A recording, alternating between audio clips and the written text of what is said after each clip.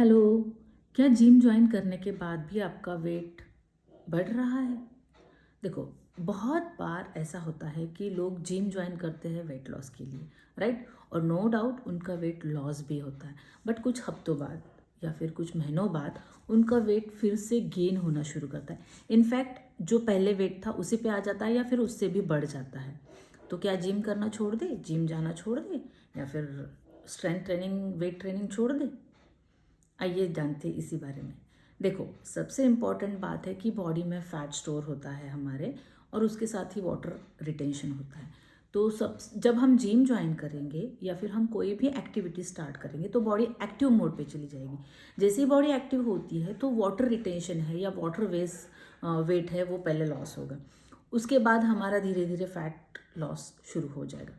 Fat जैसे जैसे पिघलता है वैसे वैसे वेट हल्का हल्का सा कम होने लगेगा, राइट? और बॉडी ज़्यादा एनर्जेटिक फील करने लगेगी, आप एक्टिव लगोगे, या फिर आपको बहुत अच्छे से लगेगा कि आपका वेट भी कम हो रहा है और आप एक्टिव भी हो रहे हो। बट कुछ दिनों के बाद ये सिर्फ फिर से एज इट इज़ हो जाता है। तो ये होता क्यों है ना? देखो, बॉडी नीड्स एनर्जी, राइट? कोई भी गाड़ी चलाने के लिए पेट्रोल ज़रूरी है, उसी तरह हमारी बॉडी को एक्टिव रखने के लिए उसकी एनर्जी यानी कि उसका पेट्रोल उसे चाहिए।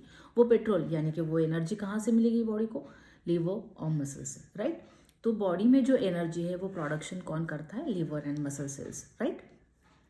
तो ग्लाइकोनियोजेनेसिस में जो ग्लूकोज तैयार हो जाएगा वो ग्लूकोज यूजुअली हमारे मसल्स में स्टोर होता है, राइट? और जितना बॉडी एक्टिव होगी उतना मसल वियर एंड टीयर होगे। आप वेट ट्रेनिंग करोगे, स्ट्रेंथ ट्रेनिंग करोगे, उसमें आपके मसल टीयर होते हैं, मसल्स में इन्फ्लेमेशन होता है, राइट? ये इन्फ्लेमेशन कम करने के लिए body glucose and water store करना स्टार्ट करती है इन 1:3 रेशो, राइट?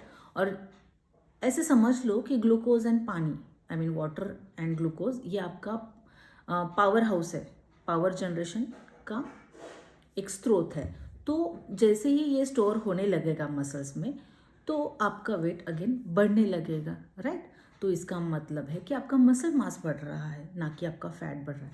बट आपको दूसरी इंपॉर्टेंट चीज़ ये ध्यान में रखनी है कि आपका मसल मास बढ़ेगा बट आपके इंचेस लॉस हो गए, है ना? आपके जो थाइज एरिया में, हिप्स में, आर्म्स में, एब्डोमेन में जो फैट स्टोर है वो फैट स्टोरेज धीरे धीरे कम होगा, आप प्रॉपर शेप में आ जाओगे, आपके इंचेस लॉस होगे। अगर आपके इंचेस लॉस होते हैं और फिर भी आपका वज़न बढ़ रहा है तो वेइंग मशीन पे जब भी चढ़ोगे आप तो एक चीज़ ध्यान में रखो कि 5% ऑफ आपका वेट जो मसल वेट है, आई मीन वाटर रिटेंशन और उसकी वजह से हो रहा है, तो वो माइनस करते चलना है, ना कि टेंशन लेना है कि मेरा वेट क्यों बढ़ रहा है, राइट? अगर आपकी स्ट्रेंथ अच्छी है, स्टैमिना अच्छा है, मसल गेन हो रहे हैं और आपके इंचेस लॉस हो रहे हैं तो आपने जिम नहीं छोड़नी है, ना कि स्ट्रेंथ ट्रेनिंग और वेट ट्रेनिंग छोड़नी है।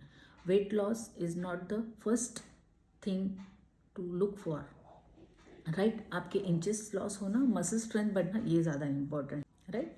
तो मसल लॉस नहीं होने चाहिए, मसल स्ट्रेंथ बढ़नी चाहिए, स्टैमिना बढ़ना चाहिए, इनफैक्ट फैट लॉस और इंचेस लॉस होने चाहिए। So stay happy, stay tune and लगे रहो।